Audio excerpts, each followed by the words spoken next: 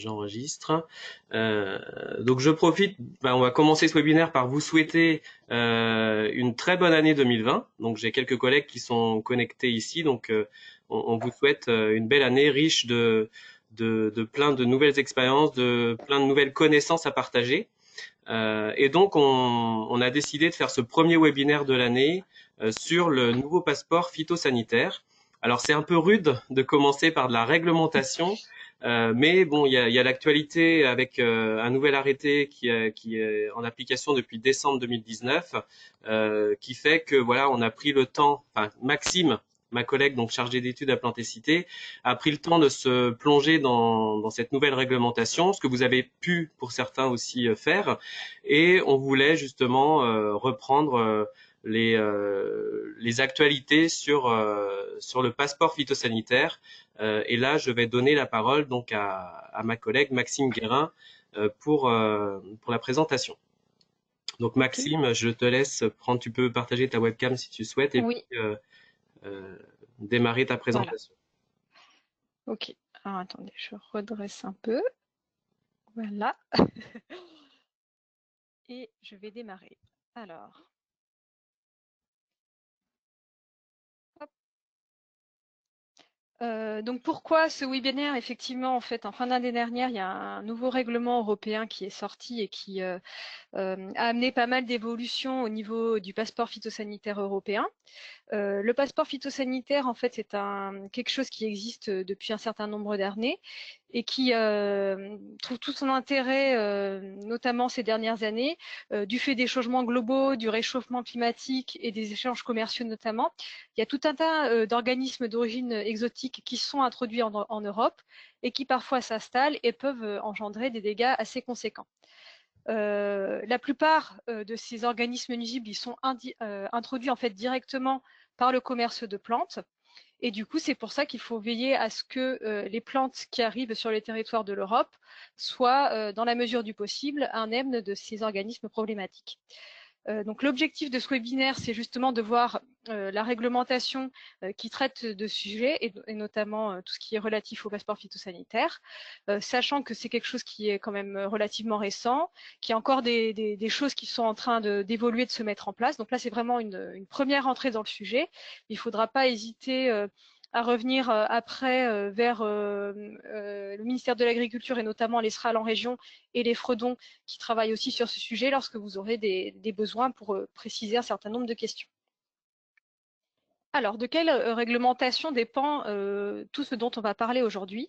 Alors, c'est le règlement 2016-2031, donc qui a été publié il y a 3 ans à peu près, qu'on va appeler règlement santé des végétaux. Donc son objectif, c'est de garantir la qualité des végétaux en évitant l'introduction, la propagation et l'établissement des organismes d'origine exotique nuisibles aux végétaux. En fait, il se structure autour de 2 axes, ce règlement. Tout un tas de mesures qui vont concerner directement les organismes nuisibles réglementés, avec des mesures de suivi et de gestion qui sont à mettre en place à la fois par l'État, mais aussi par les professionnels qui sont concernés, et puis des mesures autour de la circulation des végétaux.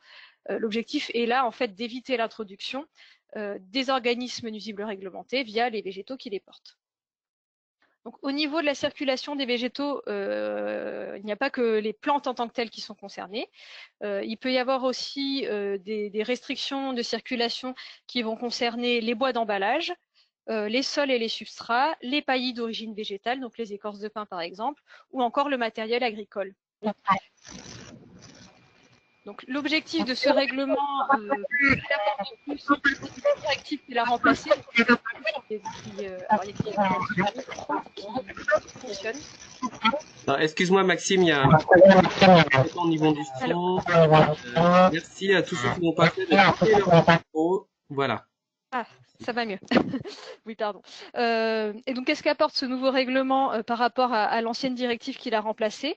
Ça va permettre de mieux harmoniser les règles de circulation des végétaux et de renforcer le dispositif du passeport phytosanitaire, puisque en fait, jusque-là, chaque État membre avait un peu son système, et là, l'objectif, c'est que tout le monde parte sur les mêmes bases. Et puis aussi, de mieux gérer les foyers d'organismes nuisibles via une traçabilité renforcée. Donc là, lorsqu'on va détecter un foyer, l'objectif, c'est de pouvoir plus facilement remonter vers le professionnel qui a introduit le végétal et du coup, à ce moment-là, faciliter la mise en place des mesures de gestion. Et donc tout ça, ça va passer par une responsabilisation accrue des professionnels et c'est ce qu'on va voir dans la suite du diaporama. Donc, comme je vous disais, il y a des évolutions. Tout d'abord, une nouvelle classification des organismes nuisibles aux végétaux, c'est-à-dire que jusque-là, on avait des réglementations nationales qui découlaient malgré tout du droit européen. Et bien là, tout ça va être remis à plat. Donc, ça va rester quand même, ce sont les mêmes organismes qui seront visés à peu près, hein, même s'il y a certains ajouts. C'est juste que comme leur statut va évoluer, eh bien en fait, le droit français va évoluer en conséquence. C'est-à-dire que par exemple, l'arrêté sur le chancre coloré du platane, il va être abrogé, donc annulé, mais on va le remplacer par un nouvel arrêté qui va reprendre les nouvelles dispositions en vigueur. On a aussi pas mal d'évolutions au niveau du passeport phytosanitaire, c'est-à-dire que là, il y a un plus grand nombre de végétaux qui sont concernés, la plupart en réalité. Un élargissement des professionnels concernés, avec jusque-là plutôt des choses autour de la production. Et là, il y a notamment des profils de professionnels DGV qui vont être concernés, qui ne l'étaient pas jusqu'alors. Et puis, on va avoir également des nouvelles obligations de traçabilité et de suivi. Donc là, c'est dès qu'on a des végétaux en sa possession, bah, il va falloir respecter un certain nombre de règles. Et donc, finalement, tout ça va aboutir dans les prochains mois à une évolution des textes français pour essayer d'expliquer un petit peu plus spécifiquement comment tout ça va se mettre en place sur le territoire français. Donc, comme on l'a dit, tout ça part en fait dans l'idée de prévenir l'introduction des organismes nuisibles réglementés. Et donc là, je vais vous présenter les nouveaux statuts qui ont été définis au niveau européen. Donc en fait, quels sont les organismes qui vont être visés par la réglementation? Eh bien, ce sont les organismes qui sont actuellement absents ou émergents au niveau de l'Europe et qui, si ils s'installaient en fait sur notre territoire, pourraient avoir des incidences économiques, environnementales ou sociales inacceptables. Et donc en fait, en fonction de l'impact potentiel, on va avoir des mesures qui vont être plus ou moins fortes. On va distinguer les organismes de quarantaine de l'Union. Donc là, c'est des organismes qui sont quasiment absents, voire totalement absents de l'Union européenne, mais pour lesquels les risques sont forts. Dedans, on va avoir des organismes de quarantaine prioritaires, c'est-à-dire les plus graves. Et donc là, en fait, à votre niveau, vous ne verrez pas forcément les différences, mais c'est plutôt au niveau de l'État, on va avoir un suivi plus important. On va ensuite avoir des organismes de quarantaine en zone protégée, c'est-à-dire que, par exemple, on va prendre l'exemple du feu bactérien, il est présent sur l'ensemble de la France et quasiment absent de Corse. Et ben dans ce cas-là, on va se dire, on va essayer de protéger la Corse pour faire en sorte que le feu bactérien n'arrive pas sur ce territoire-là. Donc là, ce sont des organismes qui peuvent être présents dans certains territoires de l'Europe et absents d'ailleurs, et on voudrait que ça reste comme ça. Et ensuite, on va avoir des organismes réglementés non de quarantaine. Donc ça, ce sont des organismes qui sont déjà un peu présents en Europe et pour lesquels les incidences sont plutôt d'ordre économique et dont là aussi, on va essayer de faire en sorte qu'ils ne s'installent pas là où ils ne sont pas encore présents. Donc là, il y a déjà des listes donc, qui sont sorties, mais ça va évoluer au fur et à mesure du temps en fonction des nouveautés qui pourraient arriver sur notre territoire. Et donc, en fait, l'objectif, enfin, ce qui est préconisé par la réglementation, c'est qu'il ne faut pas ni introduire, ni faire circuler, ni détenir, ni multiplier ou libérer dans l'environnement l'ensemble de ces organismes réglementés. Pour les organismes de quarantaine, ce sera quelles que soient les conditions, c'est-à-dire que c'est valable pour tout le monde, dans tous les lieux, en tout temps. Pour les organismes de quarantaine en zone protégée ou réglementés non de quarantaine, là, ça va être uniquement valable sur certaines conditions, c'est-à-dire, par exemple, pour une gamme de végétaux donnés. Et donc, finalement, le passeport phytosanitaire, ça va nous permettre de dire, bah, si j'ai mon passeport phytosanitaire, ma plante, elle respecte la réglementation européenne et a priori, elle n'a donc pas d'organismes nuisibles réglementés qui sont présents dessus. Si jamais vous détectez des organismes réglementés, eh bien vous avez obligation, quel que soit votre statut, c'est-à-dire que vous soyez professionnel ou particulier, de signaler le foyer ou votre observation auprès du SRAL, donc les services du ministère, ou des FREDON, le cas échéant. Et vous avez obligation également de mettre en place des mesures de gestion des foyers et des végétaux porteurs. Et lorsqu'on met en place des mesures de gestion des végétaux, ça peut aller jusqu'à la destruction des végétaux. Donc là, je vais vous montrer quelques exemples d'organismes réglementés. Donc par exemple, dans les organismes de quarantaine de l'Union, on va trouver le chancre coloré du platane, le charançon américain du palmier, donc là qui n'est pas encore arrivé en Europe, ou encore le psylle asiatique des agrumes, qui lui est plutôt problématique parce qu'il est vecteur d'une maladie, le greening des agrumes. On va également avoir des organismes de quarantaine prioritaires, le nématode du pin, par exemple, qui est déjà présent en Espagne ou au Portugal. On va avoir également le hanneton japonais, qui lui, en fait, va être un ravageur des gazons au stade larvaire et puis un ravageur des feuillus au stade adulte, qui a aussi été détecté en Italie et au Portugal. Et dernier exemple, la grille du frêne, donc là qui n'est pour l'instant pas été détecté sur le territoire de l'UE, mais qui est présent en Russie et qui fait des dégâts vraiment considérables aux États-Unis notamment. Parmi les organismes réglementés non de quarantaine, donc là on va avoir des exemples d'organismes qui sont déjà présents en France. Par exemple, le charançon rouge des palmiers, s'il est présent sur palmier destiné à la plantation, le phytopte du fuchsia s'il est présent sur fuchsia, et les maladies des bandes rouges lorsqu'elles sont présentes sur pin. Et donc, parmi ces organismes réglementés non de quarantaine, en fait, on va avoir des listes par type de végétaux, une liste pour les végétaux d'ornement, une liste pour les arbres fruitiers, par exemple. Et dans cette catégorie-là, on va également trouver tous les organismes qui concernent les directives de commercialisation des semences et des plants. Donc là, je vous ai mis, pour exemple, en fait, les principaux genres végétaux qui sont présents en Jevie et qui pourraient être porteurs d'organismes nuisibles réglementés au niveau européen.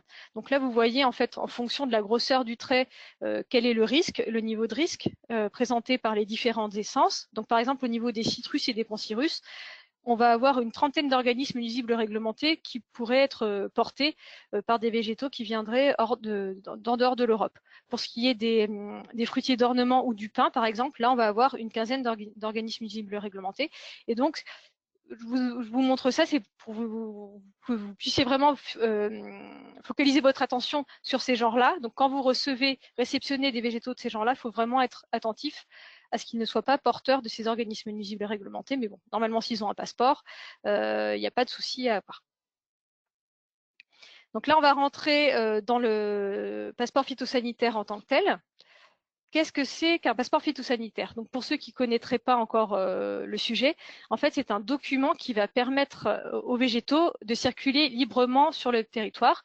Et pourquoi ils ont le droit de circuler librement sur le territoire de l'UE? C'est parce qu'ils ont respecté les dispositions réglementaires relatives aux organismes nuisibles réglementés.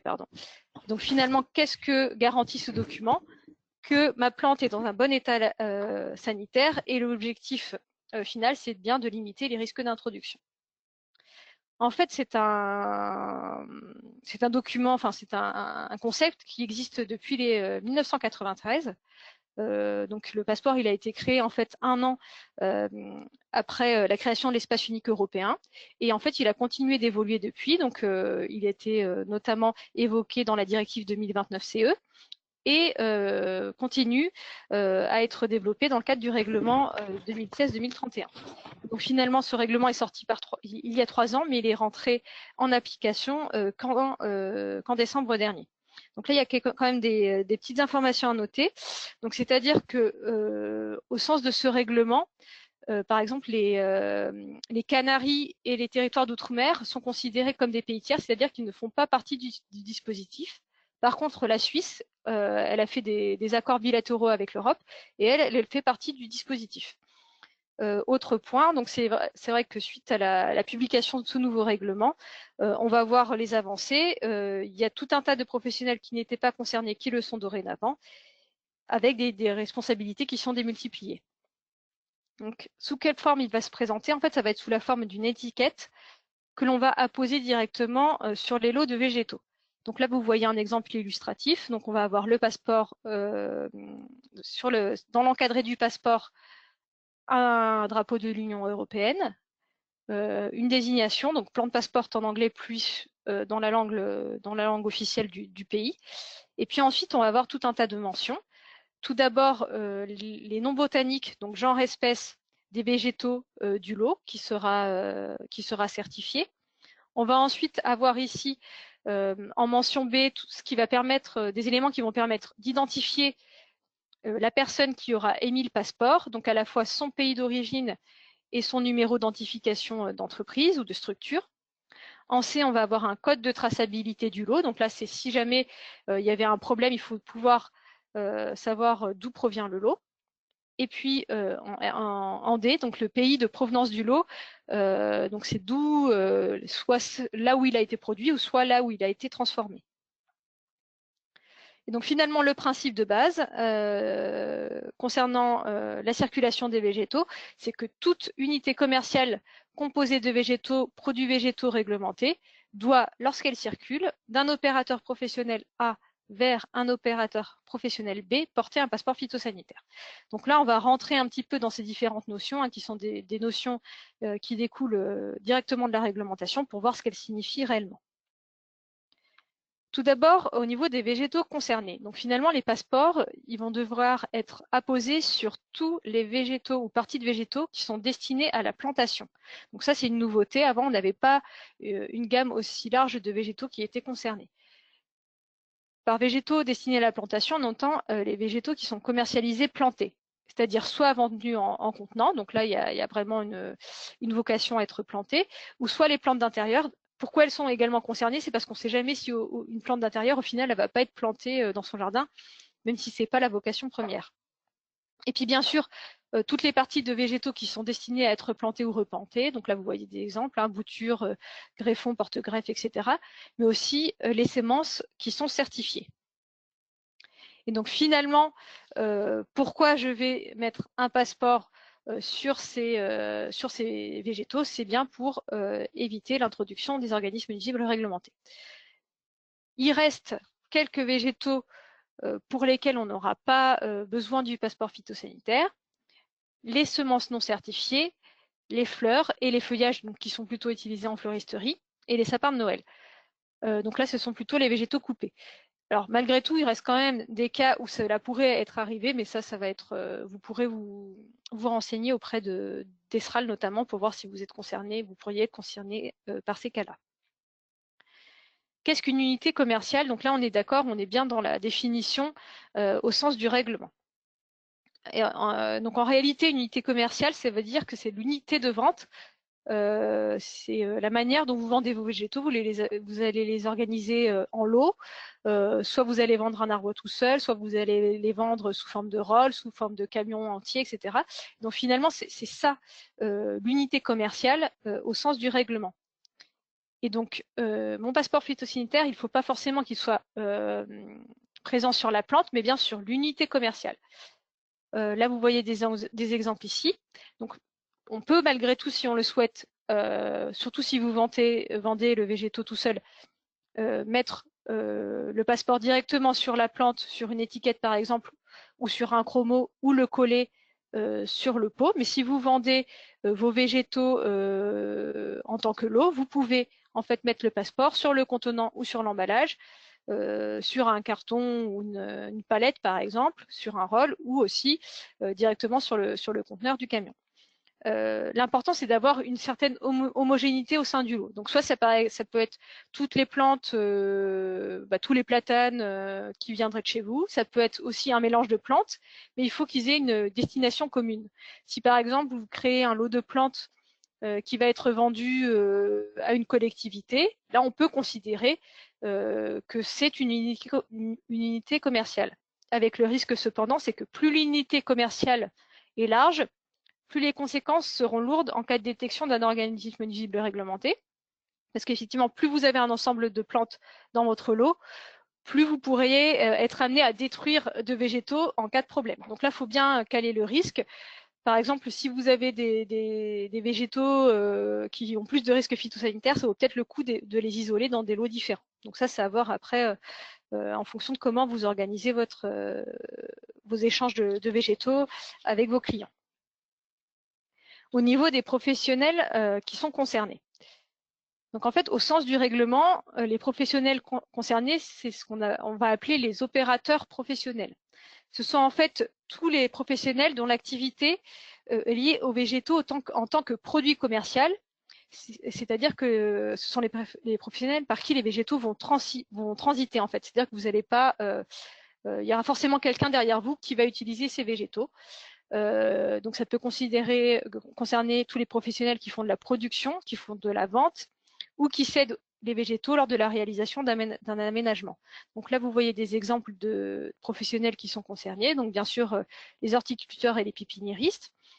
On va également avoir les unités de production des établissements de formation, mais aussi les unités de production des collectivités territoriales, mais également les entrepreneurs du paysage et des paysagistes concepteurs, parce que les végétaux en fait vont être chez eux dans un état transitoire en attendant d'être utilisés dans un aménagement.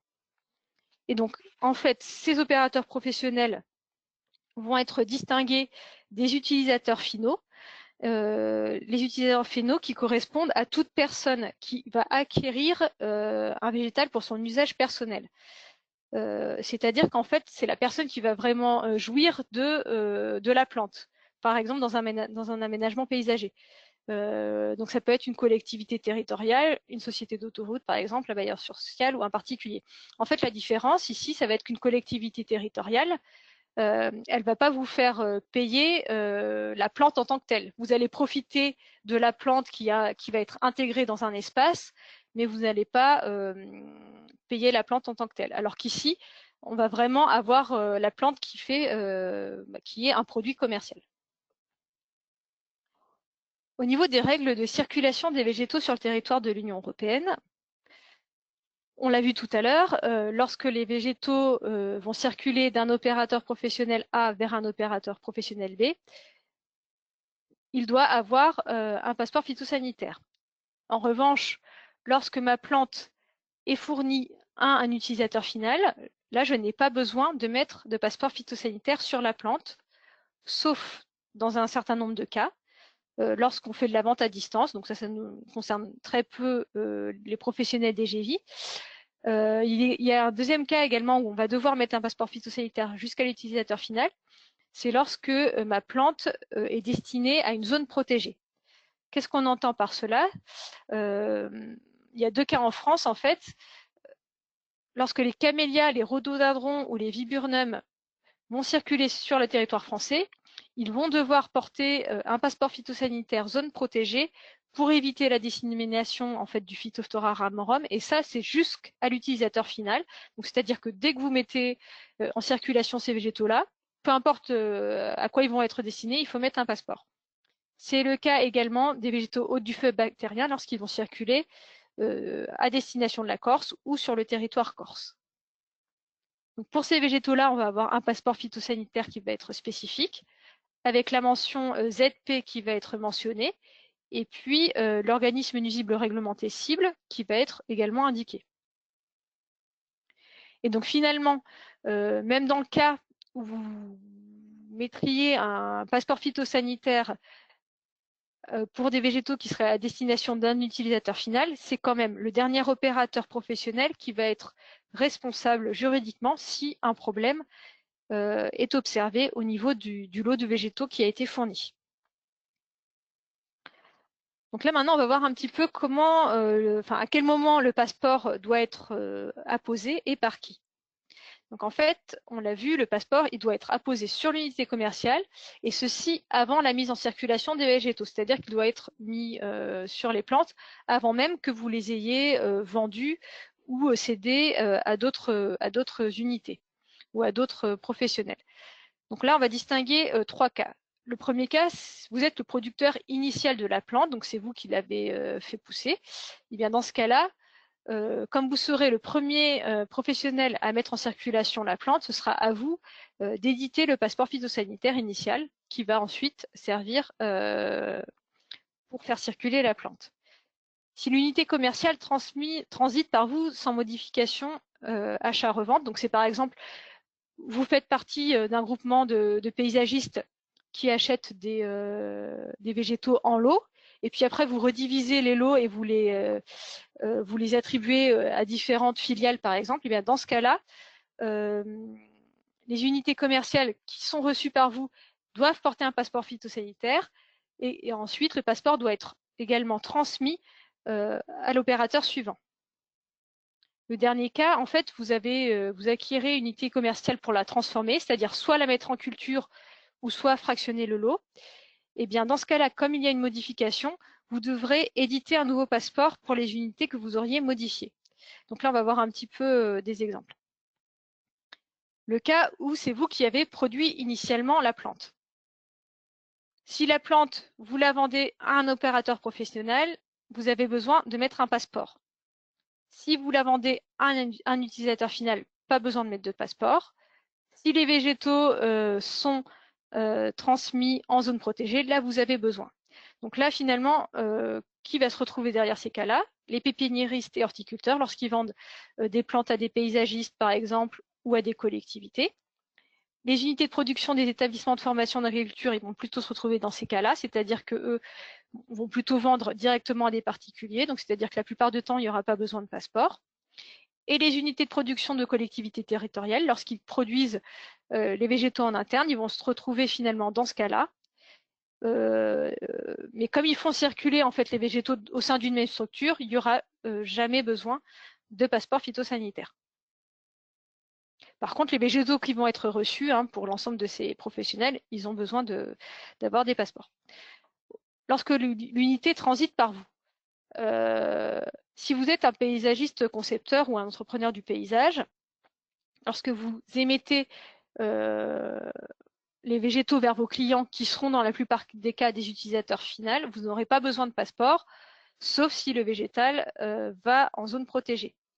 Par contre, si vous êtes un paysagiste organisé en groupement d'achat, là, vous aurez besoin de transmettre les végétaux avec le passeport lorsque vous transmettrez les végétaux aux autres collègues du groupement.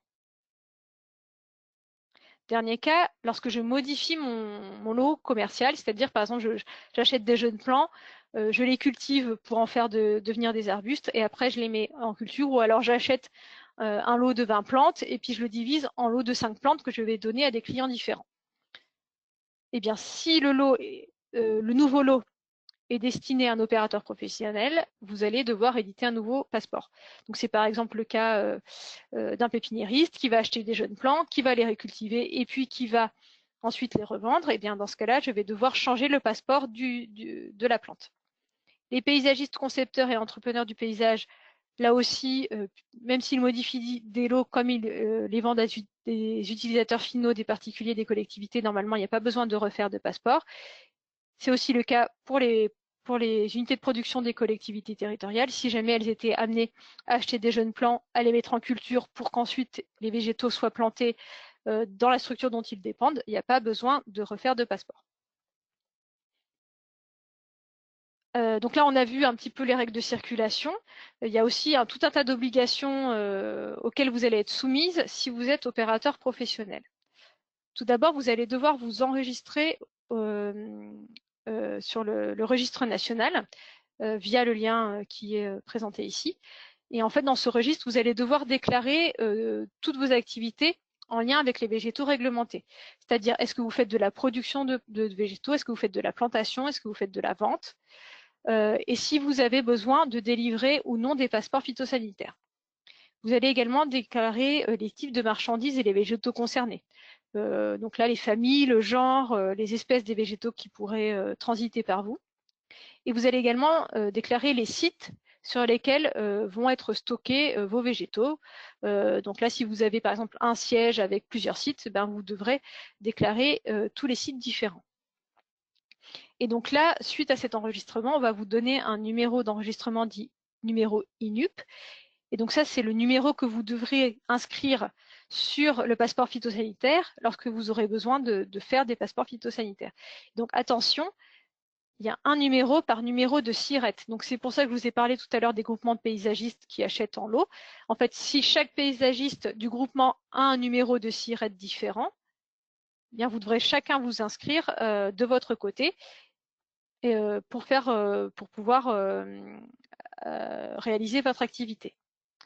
Et donc finalement, la première année, vous allez devoir vous inscrire au registre.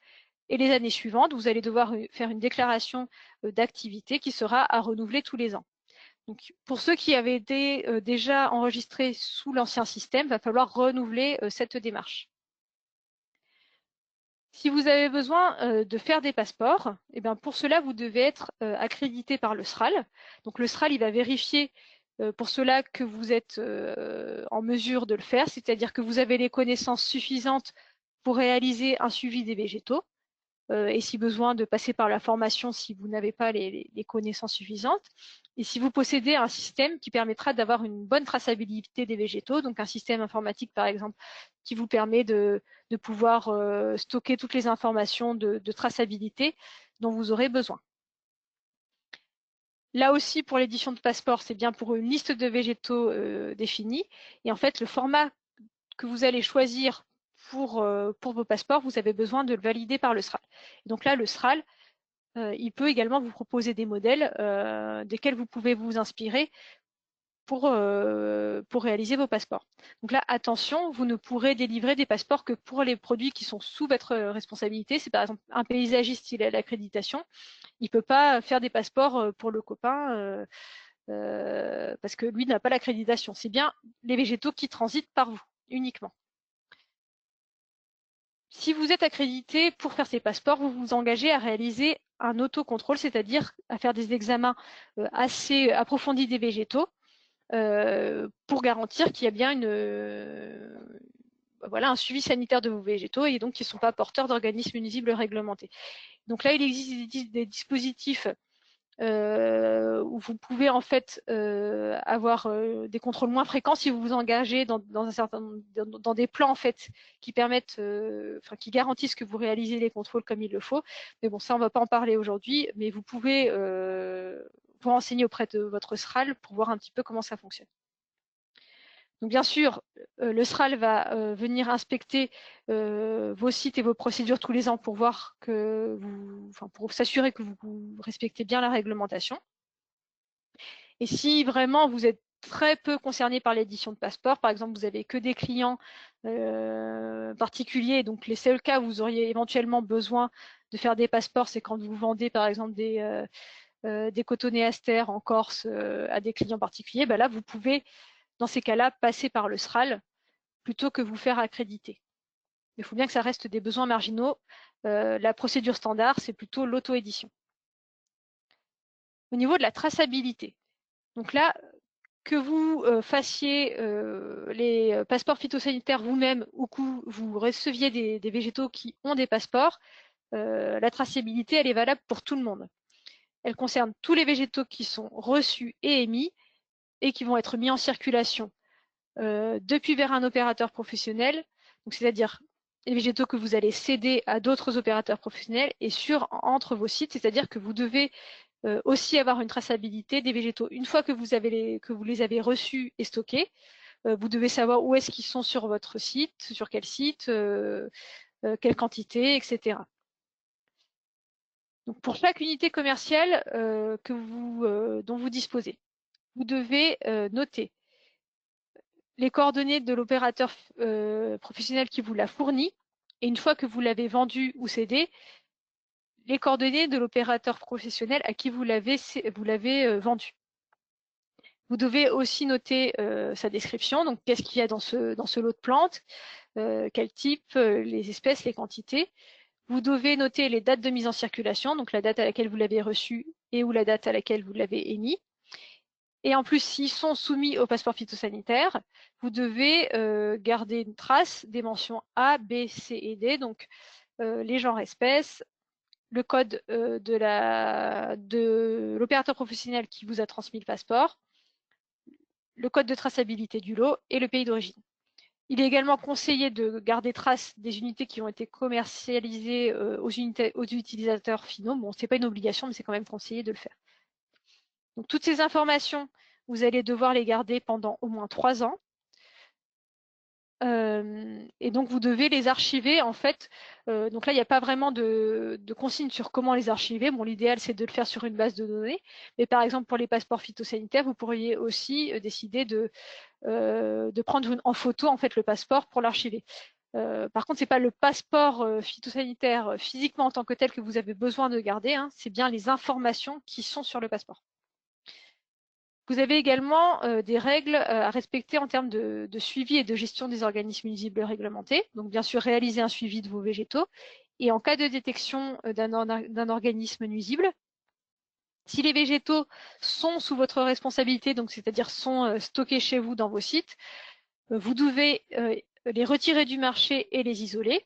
Vous devez informer immédiatement le SRAL ou ces organismes délégataires, donc les fredons, et mettre en place des mesures de précaution. Donc là, pour essayer d'éviter que le foyer s'étende. Et une fois que le SRAL sera venu inspecter votre site, appliquez les mesures de gestion qui vous seront données. En plus, si une partie des végétaux sont déjà entrés en circulation, donc ont déjà été commercialisés, vous devez informer vos clients et rappeler les végétaux, et vous devez leur indiquer comment transporter ces végétaux pour éviter qu'il y ait des risques de dissémination des organismes nuisibles réglementés. Maxime, je me perds juste de t'interrompre. Oui, Tu conclus dans quelques minutes? c'est la conclusion. Parfait. Voilà. Donc, qu'est-ce qu'il faut retenir au final en fonction de votre profil? Pour ce qui est de l'enregistrement au registre phytosanitaire, donc là, vous voyez, tous ces profils-là sont concernés. Pour ce qui est l'édition de passeport, les producteurs, c'est forcément le cas. Les paysagistes, ça dépend si vous êtes organisé en groupement et si vous avez des clients professionnels ou non.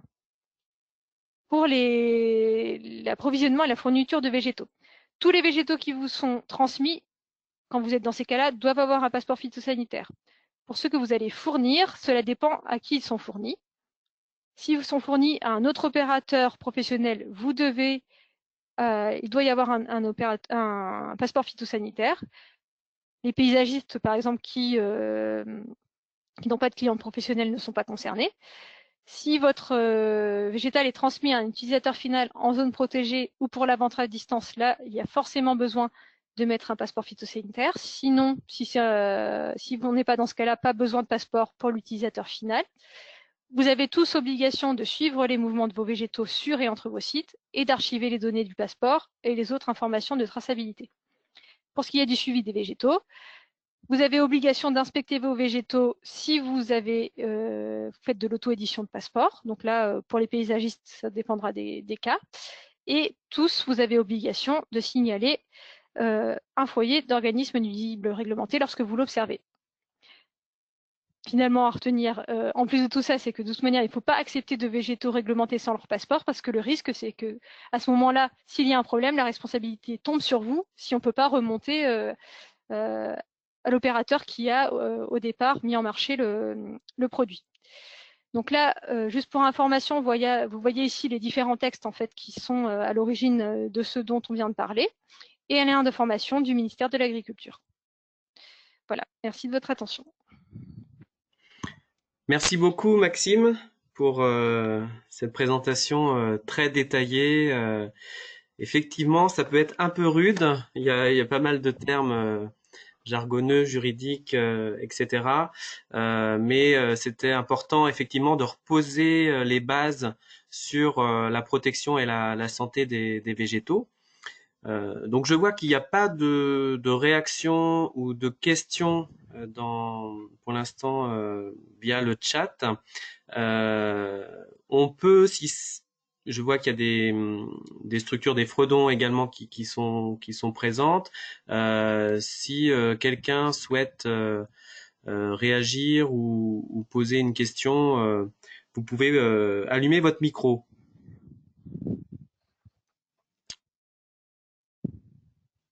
Alors bon, il y a quelques questions qui arrivent, donc je vais les reprendre. Donc une question d'une collègue, donc Marianne, comment suivre l'édition des listes d'organismes réglementés? Eh bien, alors là, il faut suivre en fait. Donc là, actuellement, alors attendez. Hop. Donc là, actuellement, en fait, les listes, elles sont disponibles dans ce règlement-là. Et donc, pour voir s'il y a des évolutions, en fait, le seul moyen, c'est d'aller directement sur le site soit du ministère de l'Agriculture ou soit de l'Europe pour voir s'il y a des nouveaux textes qui sont édités. Donc c'est pas forcément très évident. Il existe quand même un système d'alerte au niveau du ministère de l'Agriculture. Après, nous, ce qu'on va essayer de faire, c'est finalement sur le site Ecophyto Pro, on va créer une page qui va être dédiée au règlement santé des végétaux. Et sur ce site-là, on va essayer de vous tenir directement informé des mises à jour des listes. Comme ça vous évitera d'aller chercher directement sur les sites des ministères. Mais c'est vrai que sinon, à la base, c'est comme ça qu'il faut procéder. Merci. Une question de Olivier Vassard. Alors, quand une collectivité territoriale produit pour une autre collectivité, est-ce que y a l'obligation d'éditer un passeport? Oui. Oui, parce que là, ça sera pas la dernière structure qui va l'utiliser. D'accord. Si elle avait produit pour elle, là, il n'y a pas de problème. Mais comme là, ça va transiter vers quelqu'un d'autre, il va falloir mettre un passeport phytosanitaire. D'accord. Merci. Une question de Catherine Müller pour les paysagistes concepteurs. Dans le cas où ils sont que maîtres d'œuvre, est-ce qu'ils sont concernés par le passeport? Les Ça paysagistes dépend. concepteurs. Oui, ça dépend finalement qui organise l'achat des végétaux qui vont suivre, qui vont, qui vont être utilisés dans l'aménagement. En fait, c'est celui qui réalise l'achat qui va être concerné. Donc, si c'est le paysagiste qui achète pour le fournir ensuite à la collectivité, il va être concerné. Par contre, si la collectivité qui achète et puis après le paysagiste qui met en scène entre guillemets l'aménagement, là, il ne sera pas concerné. Mhm. Merci. Alors j'espère que les réponses vous conviennent, hein, sinon n'hésitez pas à réagir. Je reprends une question aussi de Guillaume Portereau. Si une collectivité souhaite produire des végétaux et les donner aux administrés, aux utilisateurs Oui. finaux, les citadins, les citoyens, est-ce que le passeport est nécessaire? Donc là, non, parce que ça va être des utilisateurs finaux. Mm. Donc il n'y aura pas besoin de mettre de passeport, sauf éventuellement si vous êtes en zone protégée. Donc par exemple, si vous produisez, alors souvent quand c'est le cas des collectivités, ça va être plutôt des lots de graines. Donc là, il n'y aura pas forcément besoin. Par contre, si vous produisez des camélias, voilà, et que vous les donnez à vos administrés, là, il pourrait y avoir besoin d'un passeport phytosanitaire. Mais bon, ça reste des cas très particuliers. Mm. Merci. Question à nouveau de Catherine Müller. Donc pour les entreprises du paysage, en quoi consiste la déclaration annuelle? Eh bien, vous allez devoir dire, dans le cadre de mon activité, je suis amenée à planter des végétaux. Et donc, c'est pour ça que je m'inscris dans mon passeport. Les végétaux que je vais planter, ils sont stockés sur tel site. Et éventuellement dire, bah, moi, les végétaux qui me concernent, ce sont plutôt des arbustes, ce sont plutôt des arbres. Je gère environ tel volume de végétaux par année. Ce sont plutôt des végétaux de ce genre-là, etc. Donc, vous pouvez aller à l'échelle des familles et il n'y a pas besoin de rentrer forcément au niveau de l'espèce. Et c'est ce genre d'informations qu'il vous faut déclarer. Merci. Ah, une question donc toujours de Catherine Müller. Pourquoi le fait d'avoir deux sirettes rend obligatoire l'inscription? Enfin, pourquoi deux sirettes oblige à faire deux inscriptions finalement? Parce que l'opérateur professionnel, c'est un SIRET. Derrière la notion, au sens du règlement, un opérateur égale un SIRET. Donc si vous avez deux SIRET différents, ça veut dire que vous êtes, au sens du règlement, deux entités différentes. Et dans ce cas-là, lorsque vous échangez des végétaux, vous avez besoin que les végétaux portent un passeport. Oui, donc c'est la réglementation voilà qui précise ça. Bon. Pas de, pas d'ajout particulier. Merci. Alors, ah, pardon, j'ai pas dû bien reformuler la question de Catherine Müller. Madame Müller, si vous voulez, vous pouvez allumer votre micro si vous voulez prendre la parole.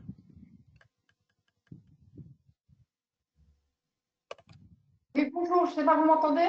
Oui, on vous entend. Oui, en fait, c'était parce qu'il y avait un tableau récapitulatif dans lequel il était indiqué 2 sirettes, on doit obligatoirement, voilà, c'est ça. Dans ce tableau-là, descendez, voilà. Paysagiste, plusieurs sirettes. Donc là, on a les végétaux réglementés fournis à un OP porte un passeport et c'est obligatoire s'il y a 2 sirettes et c'est au besoin s'il y a une sirette. C'était ça ma question. D'accord. Alors, pardon, j'ai pas compris. Regardez, le paysagiste, une entreprise qui a 2 sirettes, ce qui était le cas de mon entreprise, deux sites différents. Donc là, on tombe dans la colonne obligatoire pour les végétaux réglementés fournis à un OP porte un passeport. Obligatoire. Et c'est au besoin si on n'a qu'une sirette. Et je ne comprends pas la relation entre 2 sirettes. En fait, alors la différence, c'est que là, vos végétaux, ils vont forcément à un moment être fournis à un autre opérateur professionnel, en l'occurrence vos collègues qui dépendent de l'autre sirette. Par contre, si vous êtes un paysagiste, oui. vous avez peu de chances d'avoir des clients qui sont des opérateurs professionnels, parce que vos clients, ça va être soit des collectivités, ou d'autres gestionnaires de vie, ou soit des particuliers, mais vous n'allez pas céder des végétaux à un autre paysagiste. Vous parlez d'achats groupés au sein de l'entreprise pour plusieurs filiales, c'est ça? C'est Oui. des achats groupés pour la filiale. Alors, c'est pas très clair, parce qu'on peut très bien avoir des agences qui sont éloignées et qui achètent de façon indépendante. Ah oui, oui. Vous voyez? Et donc, c'est pas clair. Là, moi, je vais en l'occurrence. Oui, bah alors, oui, excusez-moi, mais c'est vrai qu'il y a tellement de cas que c'est compliqué de tous les lister. Mais effectivement, si chaque structure achète ses propres végétaux, là, vous n'êtes pas forcément concerné. J'en profite pour revenir sur ma question concernant les concepteurs du paysage. Quand on est concepteur du paysage, c'est-à-dire paysagiste, concepteur, on n'achète pas. C'est pour ça que je posais la question. Un concepteur du paysage qui fait que la conception n'achète pas. C'est pas un acheteur, puisqu'il n'a pas un contrat d'achat avec son maître d'ouvrage. Vous voyez? Voilà, c'était la question. Vraiment, c'est clair. J'ai une troisième question que je n'ai pas encore formulée. Si j'ai bien compris, dès qu'on achète Camellia, Rhodo, Viburnum, il faut passer, on est en ZP. En fait, dès que vous en achetez en France, oui, enfin, le camélia que vous achetez, il doit avoir un passeport zone protégée. Oui. Oui, mais il faut qu'on le répercute à nos maîtres d'ouvrage. Oui. Enfin, qu'on fasse une étiquette en tant que fournisseur d'un Rhodo acheté en France. Alors, pardon, j'ai pas entendu. Attendez, parce que 2 petites secondes, je vais approcher mon micro. Je suis une entreprise du paysage. Oui. J'ai un client, c'est une collectivité, et je lui livre un Rhodo que j'ai acheté voilà, en France. Oui. Je dois refaire une étiquette passeport, c'est ça? Non. Puisque là, si vous l'achetez et que vous le revendez à l'identique, c'est juste que vous devez laisser le passeport sur la plante. Non, mais quand on est paysagiste, on ne vend pas des plantes en pot, on les plante. C'est-à-dire qu'il n'y a plus de traces, il n'y a plus de pot, plus rien. Et si vous les plantez, vous devez quand même amener sur le site la plante avec le passeport. Ah, mais qui le voit? Pour que le fournisseur voit la plante avec son passeport dessus. Enfin, pour la personne qui réceptionne le végétal, voit la plante avec son passeport. Ça veut dire que le maître d'ouvrage doit être sur place au moment où on livre la plante. Oui, effectivement, enfin, faut qu'à un moment vous puissiez montrer à la personne qui reçoive qu'il y avait bien un passeport qui était sur la plante qui a été fournie. Ah ben, ça va être très compliqué. Hein. Je ne sais pas si j'ai d'autres confrères qui m'écoutent là, mais je ne vois vraiment pas comment on va faire sur des gros marchés publics. Hein. Mais après, c'est ce qu'on vous disait, l'unité commerciale, c'est pas forcément la plante. Ça peut être toutes les plantes que vous allez livrer pour ce marché. Oui, j'ai compris, mais bon, je pense que c'est un petit peu compliqué. Oui, ça c'est sûr. Après, dans les responsabilités, j'imagine que c'est le réceptionnaire, la collectivité qui a aussi responsabilité. Après, c'est Non, non. Bon. Mais ah non, c'est puisque l'entreprise. la collectivité, ça va être l'utilisateur final. Hmm. Enfin, enfin, donc, s'il y a un problème, enfin, oui, en quelque sorte, c'est la collectivité, parce qu'effectivement, si elle accepte des végétaux qui n'ont pas de passeport, ben après, elle ne pourra pas forcément se retourner vers son fournisseur s'il y a un problème. Merci. Merci à vous pour votre réaction. Bon, effectivement, ce sera intéressant d'avoir les retours des professionnels sur l'application de ce nouveau règlement. Donc, il y aura peut-être des occasions d'échanger sur ce point. Alors, je revérifie s'il y a d'autres questions. Alors,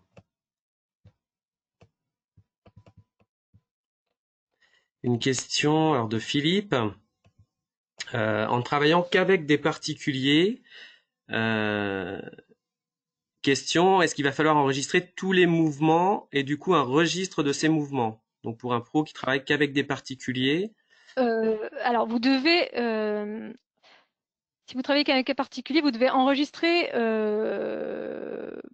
les caractéristiques de tous les végétaux que vous recevez. Quand ils sont stockés chez vous, vous devez là aussi suivre ce qui se passe. Par contre, une fois qu'ils sont fournis aux particuliers, là, vous n'avez pas d'obligation. Donc, par exemple, tant qu'ils sont stockés chez vous, vous devez avoir une traçabilité. Mais par exemple, si vous décidez de le vendre à Monsieur Machin, vous n'avez pas besoin, par contre, de garder cette info. J'ai vendu ma plante à Monsieur Machin. Par contre, vous devez savoir à la base. Vous devez garder l'information de qui vous l'a donné au départ, mais vous n'avez pas besoin de garder l'information de à qui il est destiné.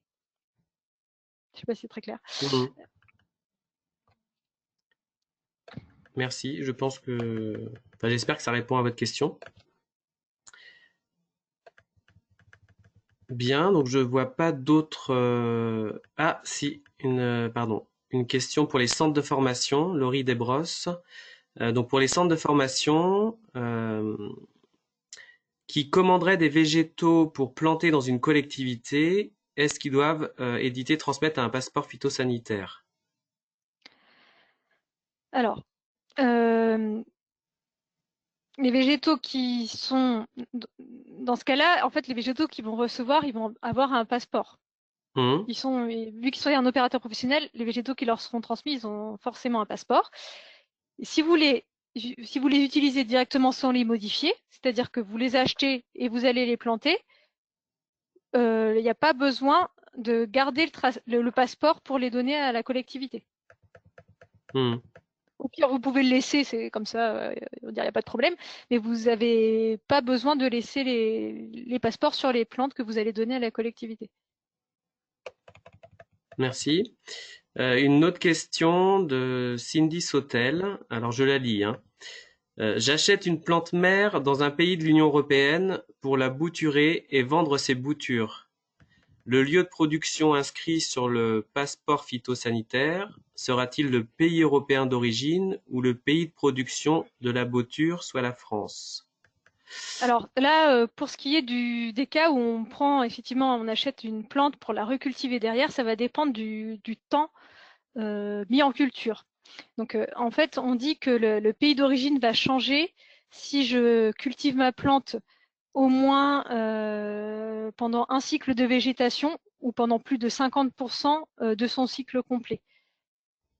Donc, en l'occurrence, pour les boutures, je ne suis pas sûre que vous pourriez changer le pays d'origine. Je pense qu'il faudrait que vous laissiez le pays de base. Merci. Si ça répond pas à votre question, vous pouvez prendre la parole pour réagir. Sinon, on peut estimer que ça a répondu à votre demande. Laurie Debrosse, par rapport donc centre de formation toujours, Est-ce qu'il faut garder le passeport au centre de formation? Alors, c'est l'information qu'il y a sur le passeport qu'il faut garder, pas forcément le passeport. Donc, par exemple, si effectivement la plante après, vous allez l'utiliser pour vous ou la vendre à des particuliers, le plus simple dans ce cas-là, c'est peut-être garder le passeport physiquement, comme ça vous n'avez pas à vous embêter. Par contre, dans le cas où vous devriez revendre la plante avec le passeport, là, même si vous ne gardez pas le passeport, vous devez quand même garder les informations qui étaient écrites dessus. Et dans ce cas-là, vous devez les archiver ailleurs, sous format informatique par exemple, soit en prenant une photo du passeport, ou soit en les inscrivant dans une base de données, par exemple. Merci. Je vous propose, comme il y a, alors, sauf erreur de ma part, j'ai relevé toutes les questions. Si jamais c'était pas le cas, Maxime reste à votre disposition pour échanger avec vous suite à la présentation. Il est 11h57. Je vous propose de conclure ce webinaire. Donc effectivement, ça peut faire un peu peur. Je sais pas si tu as un mot de la fin rassurant, Maxime. Je sais pas. Bah, disons qu'en fonction de votre profil, vous allez être plus ou moins concerné par le dispositif. C'est vrai que les cas où ça va être le plus compliqué, si vous êtes producteur ou si vous mettez, vous faites des échanges de végétaux avec d'autres professionnels qui sont concernés par cette activité-là. Par contre, si vous êtes paysagiste ou unité de production, bah là, l'accent, c'est à mettre sur le fait de garder bien toutes les informations qui vous sont transmises par le passeport, mais sinon, voilà, c'est juste une garantie. Enfin, faut voir ça comme un avantage aussi. Ça vous permet de garantir que vous avez des végétaux de qualité, donc c'est quand même intéressant. Mais voilà, l'accent, c'est vraiment sur la traçabilité, quoi, qu'il faut essayer de mettre en place des choses, ce qui est peut-être nouveau pour un certain nombre de cas. En tout cas, bah, merci beaucoup. Tu es rentré dans le détail des choses, donc ça a permis de bien poser le contexte. Et pour quelqu'un qui est pas qui est un peu loin de toutes ces questions réglementaires, en tout cas, c'était une bonne mise à jour. Donc merci beaucoup Maxime. Donc vous pourrez revoir le webinaire et on vous enverra aussi le diaporama pour que vous puissiez revisionner, accéder aux liens qui ont été présentés. Donc pour conclure, je vous donne les prochains rendez-vous avec Plantécité. Donc notamment la rencontre Éco-Jardin, donc la journée technique Éco-Jardin qui se tient le 31 janvier à Paris. Bon, ça affiche complet, il y a 170 participants attendus. Et pour les prochains webinaires, donc le prochain ce sera le 27 février sur la gestion écologique. On vous détaillera un peu plus le contenu. Et puis un webinaire début mars, le 5 mars, avec un éclairage scientifique sur les enjeux d'écologie urbaine par Philippe Clergeau, président du Conseil scientifique de Plantécité. Voilà pour les prochains rendez-vous. En attendant, eh bien, on vous souhaite une excellente journée, fin de semaine. Et encore une fois, Maxime est à votre disposition si vous avez des questions, n'hésitez pas. Et on vous retrouve soit à la rencontre Éco-Jardin en physique ou bien le mois prochain pour le prochain webinaire.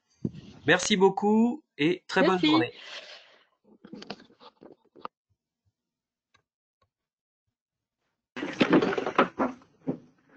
Je voulais juste te dire que c'était très bien. Et que du coup, s'il y a eu des commentaires, c'était pas clair, c'est pas vrai en fait, c'était très clair. C'est juste la réglementation qui leur paraît